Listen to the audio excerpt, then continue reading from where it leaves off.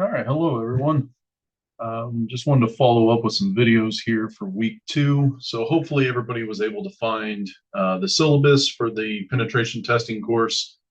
As we look through there, a couple things that I want to highlight is I'm going to change things up a little bit this semester and really focus on the hands-on stuff. So in the past, we had some lectures and some other materials that were good, but employers are really kind of coming back of those that have hired our students out of the grad program and said it'd be really nice if they got even more hands-on in this area and really challenged them in that regard. So what I've done is I've changed it up to where we'll cover some material here in the first 6 weeks. The idea is that you get some prescriptive labs in, and instead of giving you, long books to read, prescriptive lab, et cetera, you're just going to be going through these labs. So you're going to go step by step through weeks 2 and up to 6.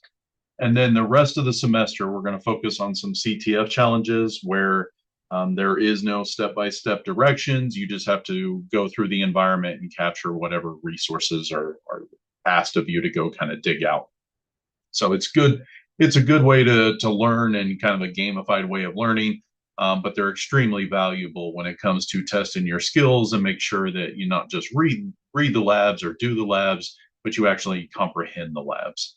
And then at the very end, we'll have one big CTF where you guys will have 3 weeks to work on it and try to capture as many flags or pieces of information that we have set up in there. I used to do this when I originally created this course about 7 years ago. Students really, really liked it, but it was kind of a headache to set up and manage. Since then, I've created new materials and things that can actually make this quite a bit easier. So I'm interested to have you guys test that this year and give me some feedback on the learning style and kind of get away from the traditional go read, multiple chapters in a book and in this case, focus on some hands-on labs. So if we look at the assessments and such, there will be some module quizzes here in the beginning or weekly quizzes. You will do those labs, and then when we jump into the CTF challenges and the final CTF, that actually holds the most weight in the course, and it should. So week one, hopefully you guys were able to read that. This is kind of a Linux refresher. Hopefully you guys are familiar with Linux as you're going to be using that primarily throughout the entire course.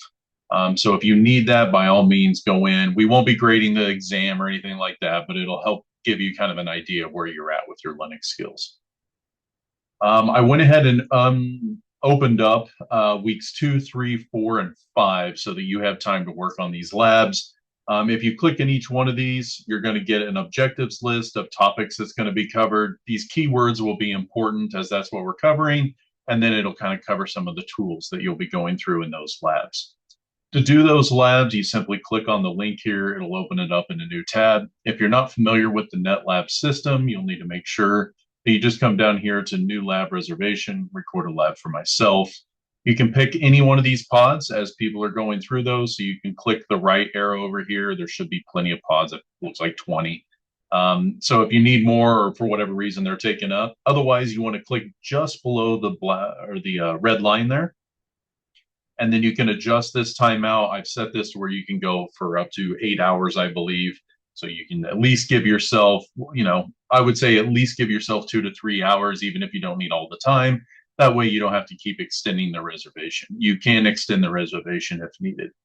So once you hit submit here, it will go ahead and fire up a pod on the NetLab system. Again, if you're not familiar with that system, it's essentially a collection of virtual machines that are kind of set up in a way that you can do these coursework. And then when you're done with the coursework or the lab there, it will reset them all back to the beginning so that you can go on and move on to the next lab. Inside here, you can click on the content tab to get access to the PDF that will kind of walk you through the steps that you're going through. A lot of students find it beneficial to go ahead and undock that, and then you can drag that off to a second monitor if you choose to. On each of these virtual machines, you can click on those and you should get the UI access to the virtual machine here as well. You can also undock those if you choose to. And that way, again, if you have multiple monitors, it makes it a little easier, especially even if you just have one monitor, you can do something like undocking on each of these and kind of do a side-by-side between the virtual machine over here and the instructions over here on the left, however you choose to do that. Once you're done with the lab, you'll just need to go to reservation and end reservation. You again do have the option to request more time that is available during the last 15 minutes. So in the last 15 minutes, you can schedule that out. You're allowed, I believe, even 8 extensions. So well, plenty of time to do the labs, and you can go through those. Again, when you're done, go ahead and click end reservation now and hit yes. Please do that so that it releases those resources back to the other students. You can go ahead and close that tab, and then you can go on and go down here to the next one. I strongly encourage you to click on each one of these as you go through. If you try to do it directly through the NetLab interface, for example, if somebody was to click on this here and then schedule a lab reservation out of this one, maybe they hit home and then try to go here and schedule one outside of the normal system. I really don't want you doing that, because then it will not save the score and prove that you actually did your work if you do it that way. So the safe way is to always come in through here, click on the reservation on this side, make your reservation, and go on through. If you're going to, you can do these labs as many times as you want. Now you'll notice there's quite a few labs here in week 2. Most of these don't take very long to complete. I have set the due dates for Sunday at midnight. Just know that I'm not worried about you having them all done at Sunday at midnight. It's more of making sure that you're staying on track with all those through. So if for some reason you need an extra little bit of time on Monday or Tuesday of the following week, that's fine. Blackboard will flag it as late, but I'm not taking any points off there. But I do want you to get through those labs. Again, there's no reading material in this class. When you read through the labs, you want to pay attention to what you're doing. These labs are meant for you to learn the skills if you've never used some of these tools and concepts. The goal is to get you a basis over the next 5 weeks so that you have the skills to start participating in some of these CTFs. At the very end down here will be a quiz. And this quiz is going to cover content that was covered in those labs for that week. So it's always a 15-question quiz. You can go ahead and start that quiz. There again, it's always due at Sunday at midnight. And you would want to complete all of these labs so that you have an idea of what those questions might be coming from. All right. So again, that will get you clear through week 5 here. And then there is some additional labs down here at the bottom. If you choose to go through those will be assigned, but they're not due till the very end after you've completed week 5 stuff. So they would be assigned during week 6.